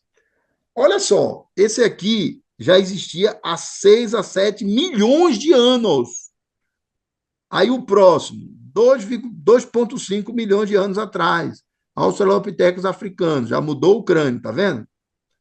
Aí depois aparecem 2 milhões de anos atrás o Homo erectus. Agora já temos o erecto. Antes não é o erecto, é um primata evoluindo ainda não erecto. E, portanto, não bípede. Depois aparece o Homo de Neandertal, que é o nosso primo. E aqui os números são muito hipotéticos. Fala-se que a nossa espécie tem 100 mil anos, outros têm 150 mil, aqui tem 30 mil anos atrás. 50 mil anos você tem o Homo de Neandertal. O Sapiens sai da África e encontra o Homo de Neandertal na Europa. Mas percebe que, de repente, em 1 milhão de anos, forma-se o Sapiens. É a bagatela contemporânea. Pode passar, que eu acho que terminou, e vamos para as perguntas. Então, gente, essa primeira aula, ela é, assim, do ponto de vista espiritual, um pouco interessante, porque ela só aponta os problemas. E, de propósito, eu trouxe problemas, lacunas e contradições, porque nas próximas aulas é que vai ficar interessante, porque a gente vai trazer o elemento da chamada, o diálogo entre biologia molecular com biologia criativa, com evolução criativa, com ecologias cognitivas, com espiritualidade, com saltos evolucionários. Mas esses foram os problemas que eu catei para vocês aí. Agora eu estou aberto a qualquer questão que queiram fazer à disposição. Obrigada, Denizar de Souza. O ICEB agradece muito mais uma presença sua, do seu intelecto investigativo e profundo e desafiador, como você acabou de nos trazer. Estamos abastecidos de problemas, de perguntas, mas sabemos que você trará as respostas adequadamente. Por enquanto, vivemos as perguntas. Essa é uma frase do Rainer Maria Rilke, um dos poetas mais lindos, e ele disse isso para um aspirante a poeta, um jovenzinho, ele já era o grande Rilke, e ele escrevia respostas às cartas desse moço, e ele disse uma vez para o moço, né, escreveu: viva, por enquanto, as perguntas, porque trata-se exatamente de viver tudo. Quem sabe um dia você estará preparado para viver as respostas. O nosso dia para viver as suas respostas vão chegar nos próximos encontros nossos, nos próximos 3 encontros mensais. Então, o ICEB, evidentemente, está mais uma vez muito agradecido pela altura, pela profundidade, pela extensão das suas pesquisas, do seu tema e dos seus temas de um modo geral. Agradecemos muito. Nós vamos fazer só um pequeno registro, só por uma questão de digitação, a homeostase saiu com um Dzinho no final D, né? Você viu, né? Só para quem está nos ouvindo, para ficar com essa informação básica que, evidentemente, todo mundo percebeu. Pelo seu último, nós não temos aqui nenhuma pergunta do YouTube, mas nós temos uma participação do nosso querido expositor, Fabiano Pereira Nunes, que ele diz: boa noite a todos, Deus abençoe toda a família ICEB. Obrigada, Fabiano. Fabiano também estará conosco aqui, acho que na próxima semana. Bem, então, todos os exemplos que você acabou de dar, Denizar, você citou o Alzheimer e tudo, pelos seus exemplos, só há genes que explicam a disfunção, é isso? Os fenômenos mais complexos e difíceis de serem explicados pela genética, pelo compartilhamento de genes, portanto, 23 cromossomos masculinos, no caso da espécie humana, 23 cromossomos femininos, formando 46 cromossomos, constituindo um ser genético único, unicelular e único. A parte mais complexa, que não se consegue avançar para explicar geneticamente, são os fenômenos ligados à consciência, à emoção e ao comportamento. Não confundir comportamento com temperamento. O temperamento é neuroquímico. Então, temperamento. A pessoa tem perfis temperamentais que são relacionados à neuroquímica cerebral, e a neuroquímica cerebral é partilhada no gene. Já o comportamento, não. Já a consciência, não. Já o nível de inteligência, não. Então, a psicologia ela não consegue anteparo na genética, porque os fenômenos mentais não conseguem ter explicação genética.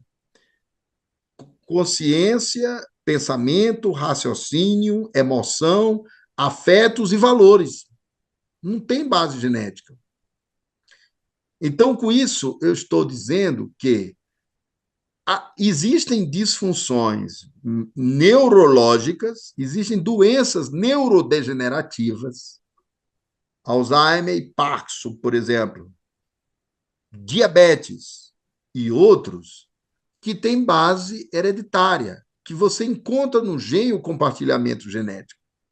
Já os fenômenos subjetivos ligados à individuação, à personalidade, à consciência, às emoções, os afetos e valores não conseguem ser compartilhados geneticamente.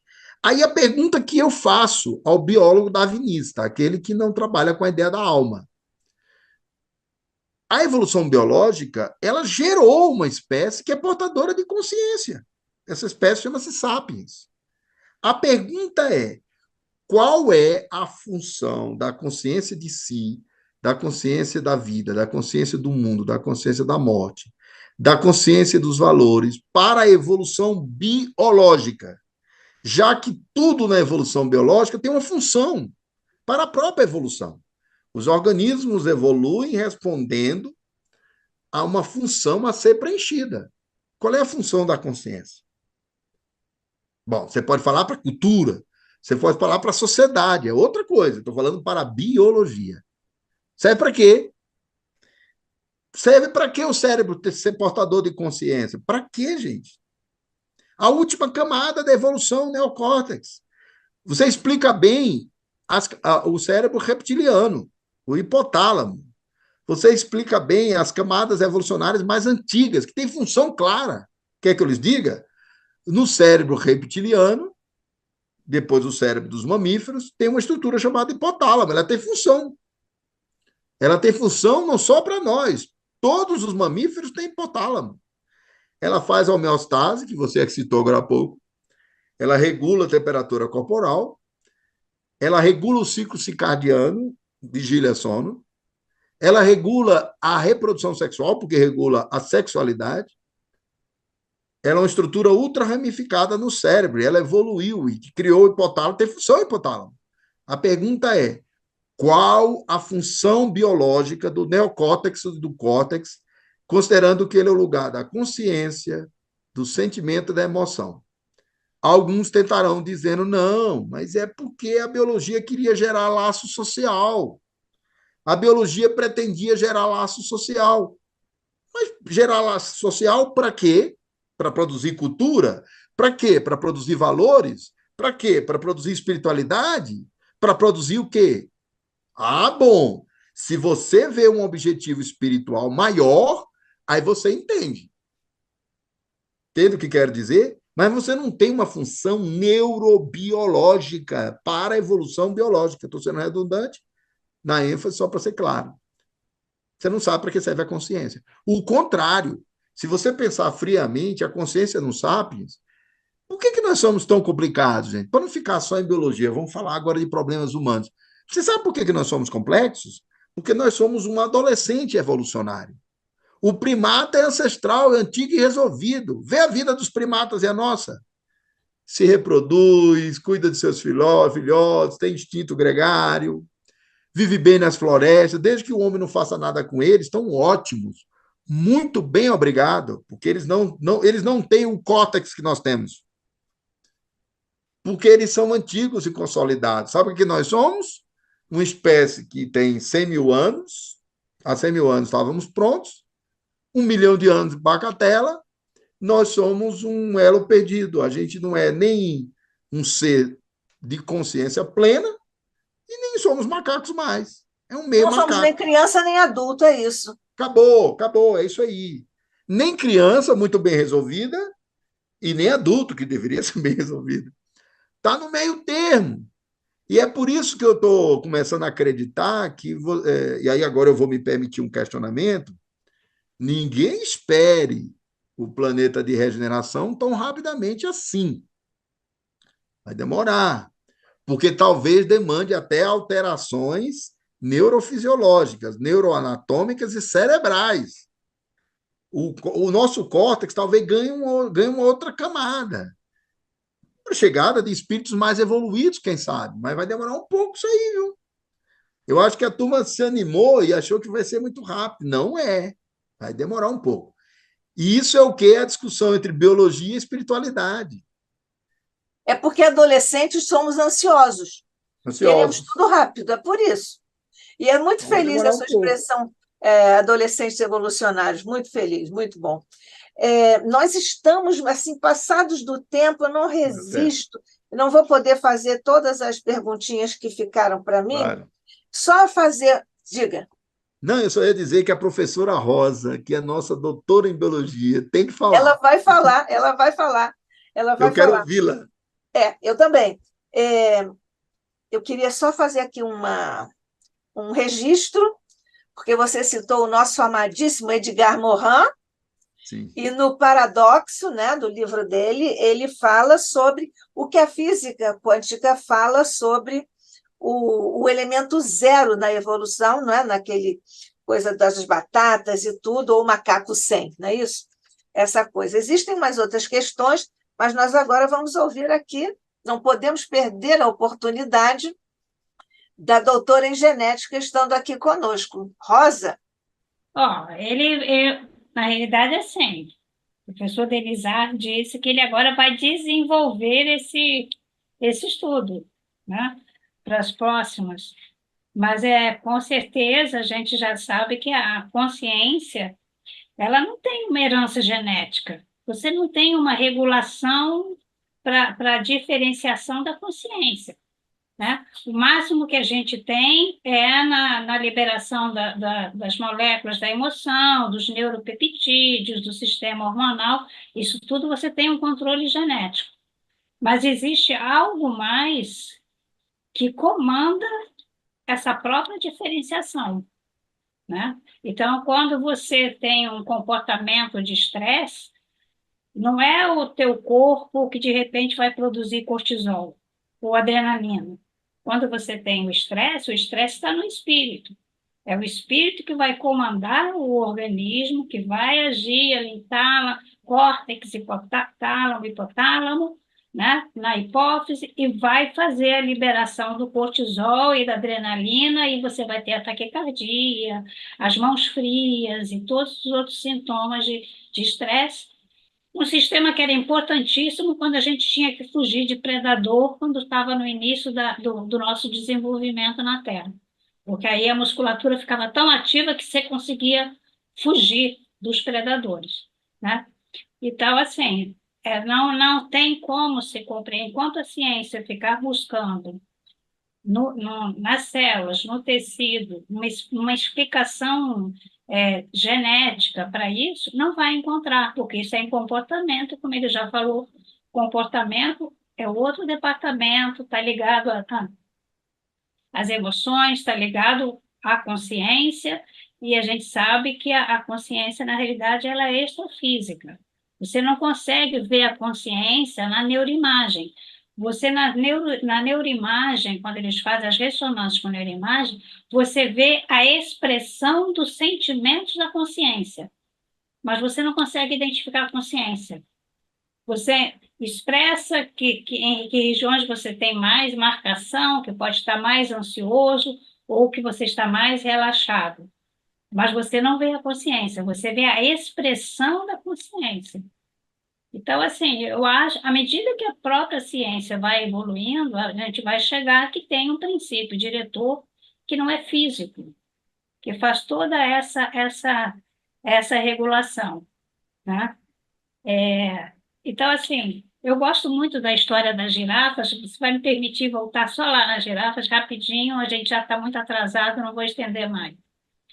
Mas a única coisa, o único problema do Lamarck é que ele não era ainda da genética, né? Embora eles fossem todos conterrâneos do Mendel, as leis de hereditariedade, as leis de Mendel, elas ficaram guardadas numa gaveta até o início do século XX. Então, eles não tiveram conhecimento sobre genes, transmissão de características, né? Então, o único problema do Lamarck, na realidade, é que ele achava que a girafa ia esticando o pescoço e cada espécie, na verdade, era uma coisa extremamente simples. Você tinha girafas de pescoço mais curto, médio e mais esticado, cada uma com a sua característica genética para ter um pescoço mais curto, médio ou mais longo.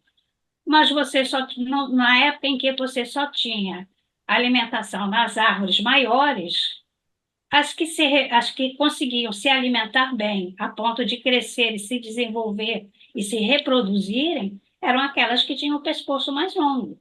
Não quer dizer que hoje, ocasionalmente, você ainda não tenha girafa que nasce com o pescoço curto, porque as mutações elas acontecem. Mas a espécie que as girafas que sobreviveram foram aquelas que tinham características genéticas para ter um pescoço mais longo e a partir daí. Mas Lamarck não havia, quer dizer, é aquilo que eu falei, as leis da hereditariedade ficaram guardadas, escondidas lá no setor lá da igreja, até que um outro cientista, no início do século XX, as resgatou. E aí, então, é que elas passaram a ser de conhecimento público. Mas agora, em relação a isso, ao comportamento, com certeza, eu estou esperando as suas aulas ansiosamente, porque eu sei que você vai, já percebi que você vai caminhar para isso. Se você não coloca o princípio inteligente, fica um princípio diretor, muito difícil você explicar as próprias especiações. Porque você diz assim, não, é porque o homem veio do macaco, né? O cachorro atual vem né? Vem da mesma um grupo de felinos e vai né? Só que fica faltando a gente lembrar que os princípios inteligentes chegaram na Terra e foram eles mesmos comandando a diferenciação dos seus grupos, né? Então, a gente tem os primatas, tudo bem, você tem os primatas com seus espíritos, e nós temos a humanidade que teve todo o seu estímulo desenvolvido com princípios inteligentes que iam habitar corpos humanos.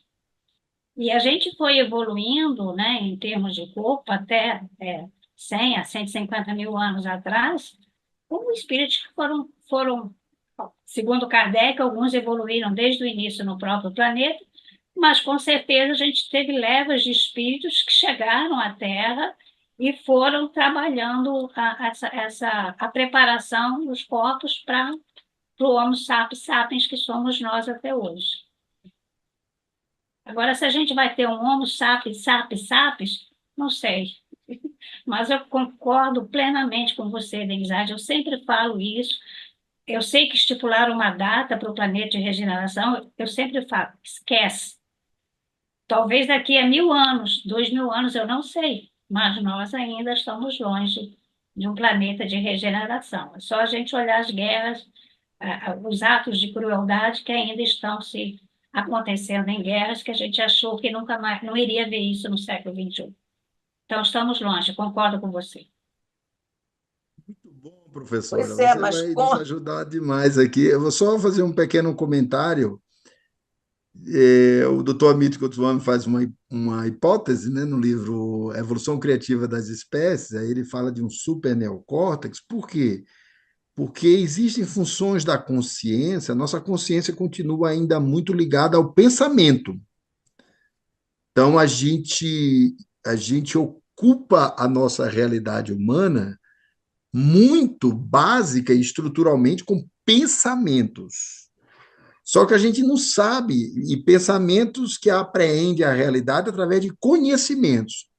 A gente não sabe o que é a intuição, por exemplo. O olhar para uma realidade e ver uma imagem, ver um todo. A compreensão de todos, que é um negócio muito complexo, que é uma operação intuitiva, né? A pessoa olha para uma realidade e vê um todo, e ela diz: eu vi um todo ali acontecer, eu vi uma coisa completa. Ela viu passado, presente e futuro. Isso é o quê? Isso é intuição. Isso não é mais isso não é mais da cronologia, isso é sincrônico. E o Jung fala disso, de uma percepção sincrônica, uma visão do todo. Ora, uma visão do todo talvez exija um córtex ainda mais aprimorado, que você não opera com pensamento, você opera com uma visão intuitiva, que é a chamada visão interior que a gente faz hoje, né? Isso era uma observação que eu queria dizer. O superneocórtex vai integrar a intuição, vai ter uma visão mais complexa e completa. Nós não sabemos o que são todos, gente. A gente vê partes da realidade, tempo totalmente parcializado. O todo, ninguém conhece nem a si próprio, nem o outro como totalidades. E a totalidade é o grande desafio. E, finalmente, só para dizer que o Lamarck ele dialoga hoje com epigenética. Por quê? Porque estão se estudando como é que mudanças ambientais, como é que estímulos externos e fatores importantes do ambiente podem afetar o comportamento, não a estrutura do gene, mas o comportamento genético. A expressão dos genes. A expressão do gene, que é uma forma de ambiente, comportamento. E observe, e aí se afeta todo o desenvolvimento daquele organismo, o modo como ele vai evoluir. Porque, por exemplo, tem estudos de acompanhamento de crianças que nascem com uma determinada predisposição cerebral, digamos assim, um determinado comportamento cerebral, de temperamento, de comportamento neuroquímico, e depois a criança exposta a certos sofrimentos. Aí os estudiosos mostram como começa uma modificação no funcionamento das células do organismo dela. E eles linkam isso a estímulos ambientais. Então, existe hoje um diálogo entre a obra de Lamarck e a epigenética. E, por fim, um problema extremamente complexo que nós vamos enfrentar nas próximas aulas, que é o seguinte: o Davey observou isso. Ele disse: olha, curioso, as espécies, quando são retiradas do seu meio habitat, as domesticadas, algumas delas têm uma dificuldade enorme de se reproduzir. Até hoje é assim, né? Você pega um casal de tigres e tenta reproduzi-lo, e ainda mais se eles já foram desde cedo domesticados. É uma dificuldade imensa para reproduzir. Pergunte-se por que é que animais selvagens, bruscamente retirados, né? Não o cavalo que está conosco há milhares de anos, nem o gato, nem o cachorro, mas os animais tirados do meio vital deles, do ecossistema deles, chegam no meio ambiente doméstico, não se reproduzem, mas isso é para a próxima aula, porque a gente vai enfrentar um problema complexo da reprodução que envolve o espiritual nos animais. Muito bem, jornalisticamente já deixou aqui uns ganchos para nós. Eu vou só lembrar a questão do telos, que quando você comentou o criacionismo, que é um telos, né? Mas também queria que você falasse sobre o telos para o espiritismo. Isso fica também, evidentemente, para as próximas. Fantástica a questão dos pergunta, conceitos de professora, eternidade e imortalidade e aquela máxima, ou se adapta ou morre, do Darwin, que você já tangenciou aí e acabou também de falar sobre isso, mas certamente nos próximos encontros você vai trazer mais. E uma questão, quando você falou das emanações, né, que você lembrou Plotino, o nosso filósofo lá das emanações, que ele falou do uno e do múltiplo, que o múltiplo são emanações sucessivas do uno. Isso também fica para o nosso próximo encontro, se Deus quiser, porque agora é uma pena, né? Porque essa é a verdadeira essência do sonho de Deolindo, que também é o nosso, de nós mantermos esses diálogos de alto nível. Aqui no ICEB é o grande sonho desses espíritos pioneiros que avançaram e trouxeram uma instituição como o ICEB, que não só abarca, mas possibilita esses diálogos, essas discussões que, convenhamos, não são muito fáceis de nós desenvolvermos em muitos lugares. Mas o E só ICEB para está terminar, aberto viu, para isso. professora? Só lhe interrompendo um instante maravilhoso que você falou, nós vamos trazer também o problema do darwinismo social, que é quando Isso, Darwin é aplicado ao campo social e é aplicado como ideologia de isso. triunfo entre supostos grupos superiores e supostos grupos inferiores. Como é que o racismo entra no darwinismo social e como era diferente o conceito de raça no 19, que é utilizado por Karl Marx, por Freud. Eu vou trazer as citações de Freud citando raças. Raça no 19 é uma coisa, era um conceito que hoje na antropologia nós chamamos de etnia. E eu vou explicar por quê. Aí tem o racismo geneticamente determinado, não geneticamente, mas determinado pela biologia orgânica do 19. Depois o racismo influenciado por ideias genéticas e o darwinismo social. E como é que o Kardec usou raça no 19, como Marx usou, Freud, como Darwin, que tinha outro sentido e que tem muita confusão nesse sentido também, né? É hora da gente enfrentar isso.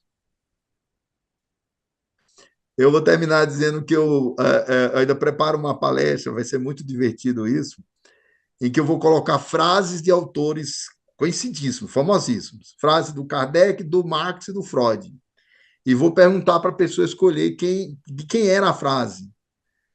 E a pessoa vai achar que era do Kardec, o que era do Marx, vai achar que era do Freud, o que era do Kardec, e por aí vai, viu?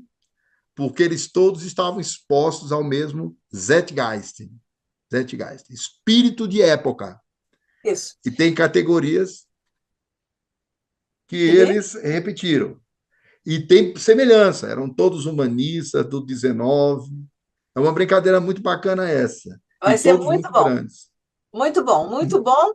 E quando você falar do darwinismo social, certamente você vai chegar à questão da eugenia, Sim. que está lá também nessa época, na fase triste da Alemanha.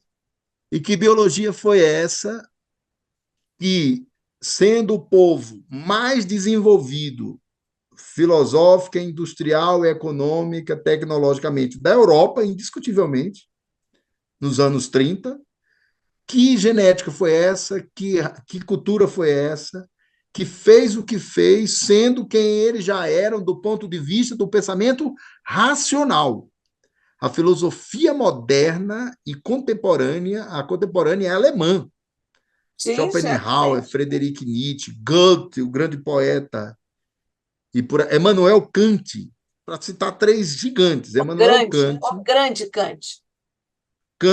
Emmanuel Kant, Schopenhauer, Goethe, o maior poeta de língua alemã, Freud era austríaco, de fala alemã, mas os clássicos da filosofia alemães, povo altamente desenvolvido pelo pensamento racional, chegou onde chegou. Não tem biologia, não tem genética, não tem nem antropologia que explique isso. Eles recuaram para o Império Romano piorado. A pior fase do Império Romano seria a Alemanha dos anos 30. Você não explica isso por genética, você não explica por biologia, você não explica nem por antropologia, porque a antropologia trabalha com uma ideia de cultura. E não tem evolução cultural, não tem retrocesso cultural que explique. Você pira com um negócio desse. Então, como é que você explica isso? Aí Nos você entra aguardar no as próximas atrações, né? Então, É. Denizar de Souza, uma alegria, mais uma vez, o ICEB receber você para esse diálogo, essa informação, essa pesquisa, tudo tão precioso para nós que você sempre traz em benefício de nós todos e do ICEB.